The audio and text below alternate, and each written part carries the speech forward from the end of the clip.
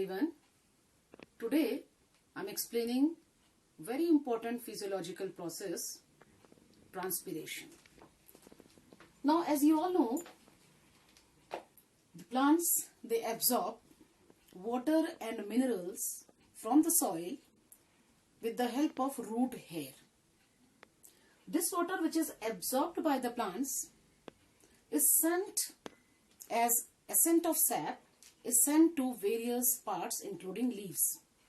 The leaves, they utilize this water for making food by the process of photosynthesis.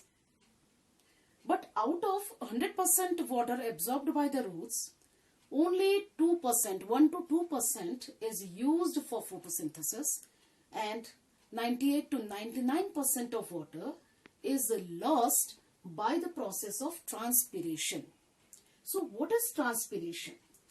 Transpiration is a process by which plants, they lose water from their aerial parts, especially leaves, into the atmosphere in the form of water vapor. That means transpiration is a loss of water in the form of water vapor from aerial parts of the plant.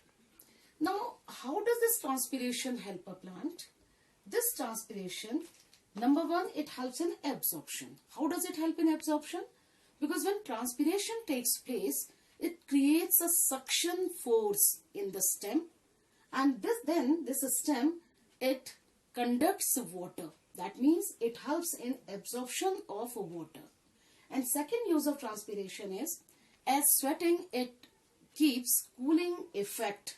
It brings cooling effect to a body. Same way, transpiration also cools the body of a plant, especially in hot summer. Now, in this transpiration, there are two basic experiments. First basic experiment can be demonstrated by using a potted plant. This potted plant has been watered sufficiently, and then after this potted plant is covered by a polythene.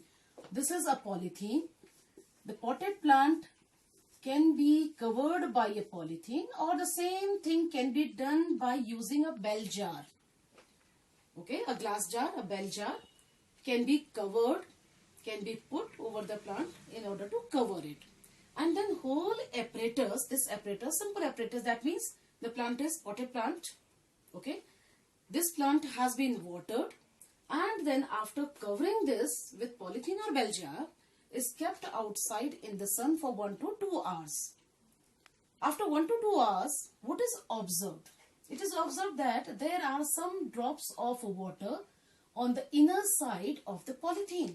From where these water drops have come? Actually, plant lost water in the form of water vapor. If the outside temperature is cool, that means this polythene, because these water vapors could not escape outside because of this polythene or because of bell jar, so they will condense, and these water vapor, they will condense to form water drops. In this experiment only, one control experiment can be used, where we will be using potted plant, but we are not using any polythene. So when polythene is not used, the plant will be losing water, but we cannot see the process because the water is lost in the form of water vapor. So this is first experiment about transpiration. So this shows that water has come from these leaves. That means aerial parts of the plant. Now similarly, there is second experiment where we are taking 3 bell jars. Okay, or even the polythene can be used for this experiment. We are using 3 bell jars. Now, before explaining you about the experiment, let me tell you that we are using cobalt chloride paper. In one of the bell jar, we are using cobalt chloride paper.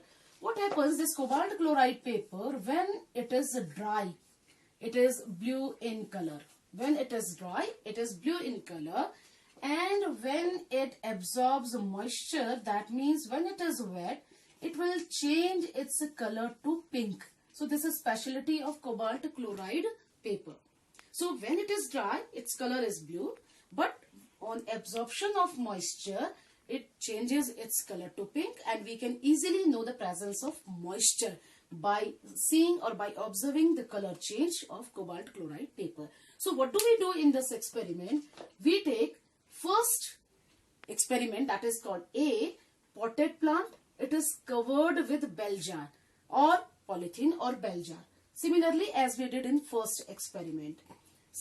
In second, and the water, the plant is watered, well watered before the experiment. In second bell jar, same as A, but we keep a cobalt chloride paper. By the side of the jar, we keep a dry cobalt chloride paper. And third, it is bell jar without a plant. So this C will be acting as control experiment. We are using the C as control experiment to see the results. So again, see, in A, we take a potted plant which is covered by a bell jar. In B, same, but we are using cobalt chloride paper. And in C, bell jar is taken, but there is no plant at all, but cobalt chloride paper is also kept there. And this is called control experiment. After 1-2 hours, what do we observe? We observe in first potted plant, we observe the drops of water. Now these drops of water have come again from the aerial parts of the plant. In second, when the drops of water they come, and if there is a moisture and this cobalt chloride paper is also kept there, it changes its color from blue to pink. And in third, since there is no plant, the cobalt chloride paper will remain same. That means it will remain same blue color. Because there is no moisture, no plant is there. It is a control experiment. There is no plant, no water drops will be formed, and so the cobalt chloride paper will not change its color. So from this experiment, we can conclude that the plants, they release water, they lose water by the process of transpiration, and this water is lost from the aerial parts of the plant.